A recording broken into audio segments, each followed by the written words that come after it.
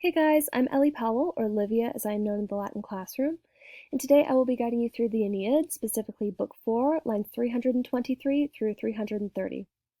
So to give you some background, these lines take place after Dido finds out that Aeneas is going to leave her, and she really lays into him about it. Let's get started. Qui me moribundam deseris hospes hoc solum nomen quoniam de conjuge restat quid moror. So here I started with qui, which is of course the dative, so it can mean for whom, but here I thought that for what made the most sense. So for what, and then I go to our main verb, which is deseris. Deseris is of course the second person singular, so it means you desert, and then I go to me, which of course means me. So for what do you desert me, as it is a question? And then I look at moribundam, which is the singular feminine accusative of moribundus, which comes from morior, meaning to die. In this case, it is even more strong than morientem would be, which would mean will die or about to die. But this should be translated as destined to die on your account, which of course refers to Dido being left by Aeneas and thus having no protection. So then we go to hospes, which is the vocative, meaning guest, and, more vocatively, O guest. And then I go to the parenthetical. So here I start with quoniam, which means since, and then hoc nomen, meaning that name. Both hoc and nomen are neuter nominative singular, so they modify each other, and that's a correct assumption to make. And then I go to solum, which means alone, then restat, which means remains. Coming from restare, it is the third person singular active indicative present.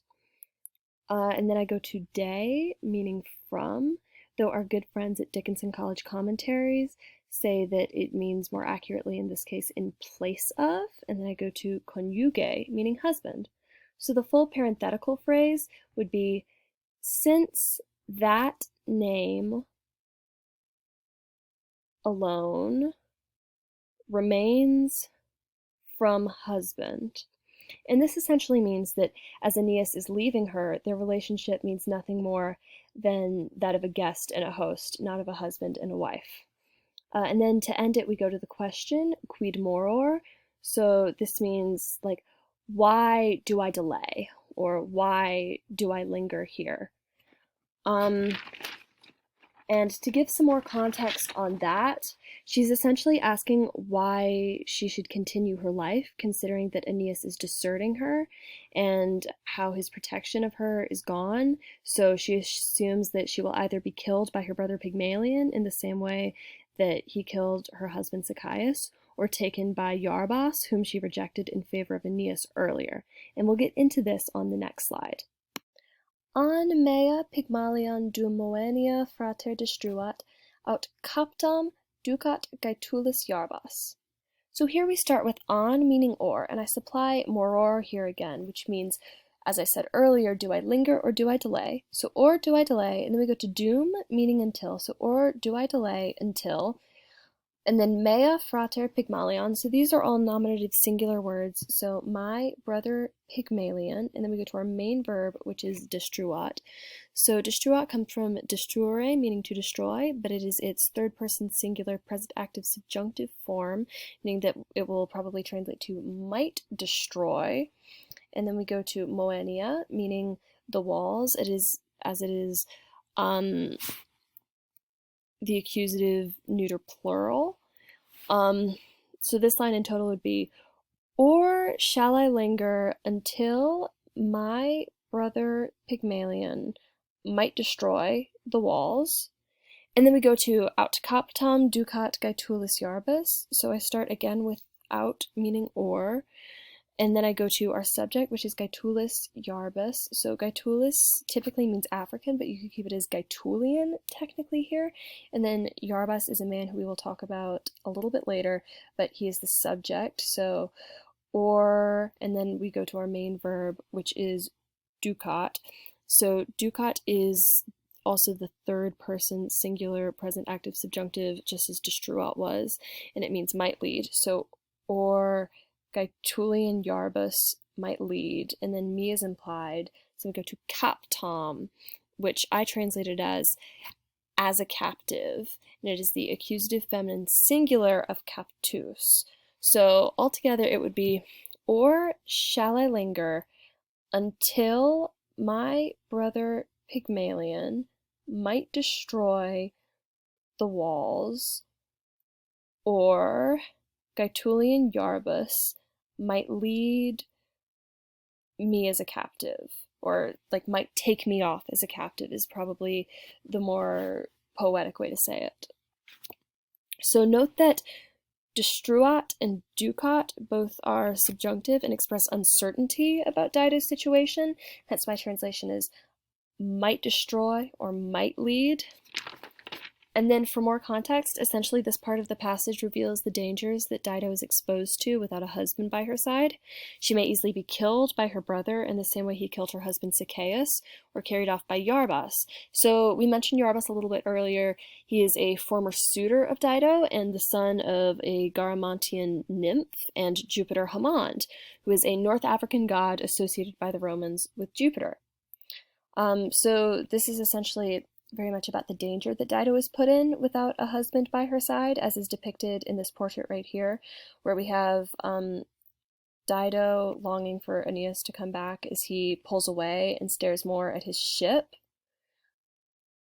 So let's go to the next slide. Soltem si qua mihi de te suscepta fuisset ante fugam subole si quis mihi parvulus aula luderet Aeneas. So we start with soltem, meaning at least, and then we go to si, which we know means if, and then we go to qua, which I translated as some, because as we all know, with si, nisi, num, and ne, all the alis fall away. So essentially the form is aliqua, but as we have si in front of it, it just becomes qua. Now we go to suboles, our subject, meaning offspring, and then to suscepta fuesset, meaning had been born. So suscepta is a singular feminine and nominative, which agrees with suboles, which is also singular feminine and nominative, and then fuesset is a third person singular pluperfect active subjunctive. So after this, we go to mihi, meaning to me or for me, as it is the dative of ego. I think to me makes more sense in this context. And then we go to de te right here, which means from you. So now we go to ante, which means before, and then fugam, meaning flight, and we can supply your here. So fugam is the feminine singular accusative, and again, I said your flight. So in total, this fragment reads, at least if some offspring had been born to me from you before your flight. And then now we go to the si here, which as we know means if, and then to the quis, which again is from aliquis, because after the si, all the alis fall away, and it again means some. So now we go to our subject, which is parvulus Aeneas. So parvulus means little. We will talk about it a little bit later, and it modifies Aeneas. Both of them are singular, masculine, and nominative. And then now we go to our verb luderet. So that is the third person singular imperfect active subjunctive of ludo ludere, and it means like were to be playing. And I translated the subjunctive like that in order to keep the uncertain nature of the statement, which is why they use subjunctive in the first place, but then to also keep the continuous nature of the verb. So were to be playing, I think makes the most sense here. And then we go to mihi, which as we translated earlier means for me or to me, as it is the dative of ego. I think for me makes the most sense here. And then finally we go to aula, meaning in the palace, as it is an ablative, for which I used the fwib rule, also known as the for, within, and by, which is the best option, which was in, I thought.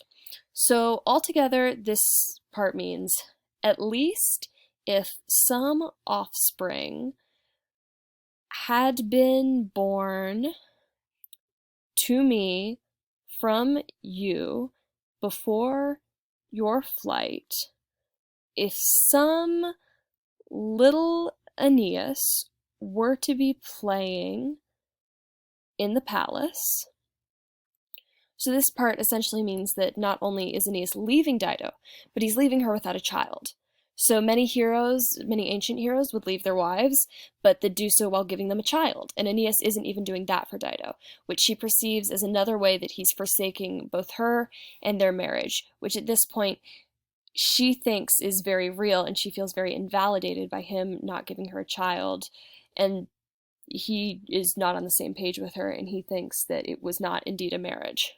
So another cool part about this part is that parvulus is the diminutive of parvus, and it's the only diminutive in the entire Aeneid. So a diminutive is a very familiar and intimate way to refer to something, and it shows Dido kind of being tender through her anger. On to the next slide. Qui te tamen ore referet, non equidomnino captac deserta videre. So we start with qui here, which is a nominative masculine singular pronoun meaning who. It will be our subject for the fragment. And then we go to tamen, which means nevertheless, but within the context of the passage and the implications therein, it means more nearly in spite of all of it, like in spite of everything that Aeneas has done and is doing. And then we go to our main verb, which is referet, meaning would bring back, as it is a third person singular imperfect active subjunctive.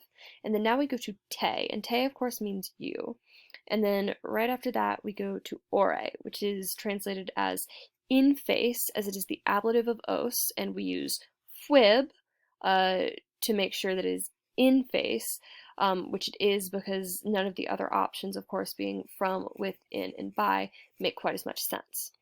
So thus this fragment is translated as who, nevertheless, would bring back you in face. And then for the next part of the sentence, we go immediately to viderer, which is our verb, meaning I would seem, as it is a first person singular imperfect passive subjunctive from the verb videre, meaning to perceive or to see. And we pair it with non, which negates it. So instead of being I would seem, it is I would not seem. And then we go to equidem, which means indeed. So I would not seem indeed. And then omnino is an adverb meaning entirely, wholly, or completely. So I would not seem indeed entirely. And then we go to capta ac deserta. And if you notice, capta and deserta are actually both singular feminine and nominative participles. So capta, let's start with that, means captured, and it could be referring to Yarbas or another enemy possibly capturing Dido because she does not have the protection of her husband. But in the context of the paragraph, it has more of the sense of having been cheated or betrayed. And then ac, as we all know, means and then we go to deserta, which means deserted, and we actually see deserta beforehand in the form of deseris, which means you desert. So Dido really is hammering home the fact that Aeneas is indeed deserting her, for another cause that he finds more important than what she perceives as her marriage and their life together.